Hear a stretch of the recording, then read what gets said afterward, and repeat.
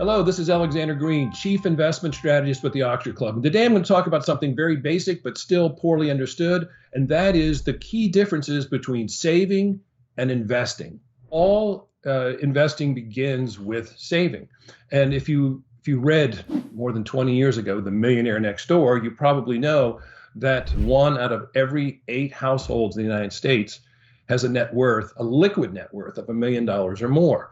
And these people didn't found a computer company in their garage or play third base for the Yankees or have a million-selling album. They're just people who worked, saved, invested, and compounded their money. If you aren't rich now, it's due to one of these factors. Either you haven't worked or haven't been able to work.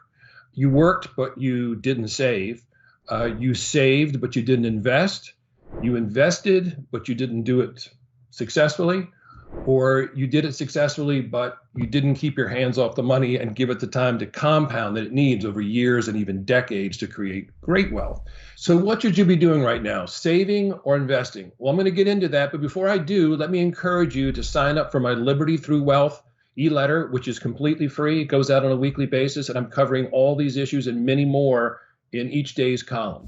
Now, saving is for short-term goals. If you're trying to get a new car, or you're saving a down payment for a house, or you're putting a kid in college in a couple of years, that's a savings goal. And you're going to have to accept low interest rates, because when people come to me, as they often do, and say, Alec, where can I get a decent yield with no risk or very little risk? And I hate to tell them, but because I'm not a magician, there is no such thing as a safe high yield right now in today's market. So you have to accept low yields if you're saving for a short-term goal, but you don't have to accept low yields or low returns if you're saving for a longer-term goal, which is primarily either retirement or financial independence. And so I would encourage everybody listening that even though the market has been volatile as heck lately, and this is actually historically the norm, not an aberration. Stocks are very volatile. That's the trade-off. Instead of getting low returns, you get high returns. Instead of low volatility, you get high volatility. There's just no way around that. There's ways to reduce your risk. You can asset allocate, which I recommend, which means dividing your assets among different asset classes. You can diversify, which spreads your risk among a number of different securities. You can stick to high quality value stocks versus lower quality stocks, or growth stocks, which tend to be more volatile. All these things can reduce your risk, but you can't reach your long-term financial goals and get returns that comfortably exceed inflation unless you're willing to invest, take risk, and compound your money. That's just the basics of investing. And each week I'm going to be here on this channel talking about the best ideas, the best opportunities, the best ways for you as an individual to reach financial independence. I want to remind you that the Oxford Club is not just about increasing your net worth. It's also about living a richer life. And with that in mind, I want to invite you to join us this June 11th to 22nd for the Oxford Club's Wealth, Wine, and Wander Tour of Northern Italy.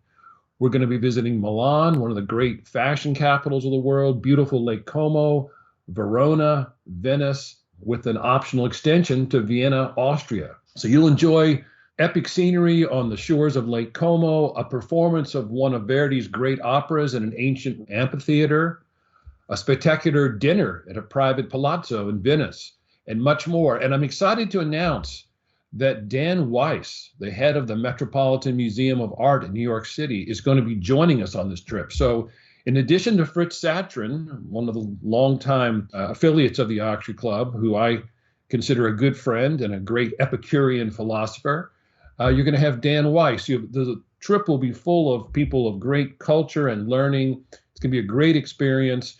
And of course, I'm going to be sharing some of the investment insights I have into some of the world's best investment opportunities. And so I can't encourage you enough to join us. This is going to be one of our best trips. A lot of good people. There's already half the spaces are gone, but I want to encourage you to grab the remaining spaces. To learn more and potentially reserve your spot, just click on the link below. I hope to see you there.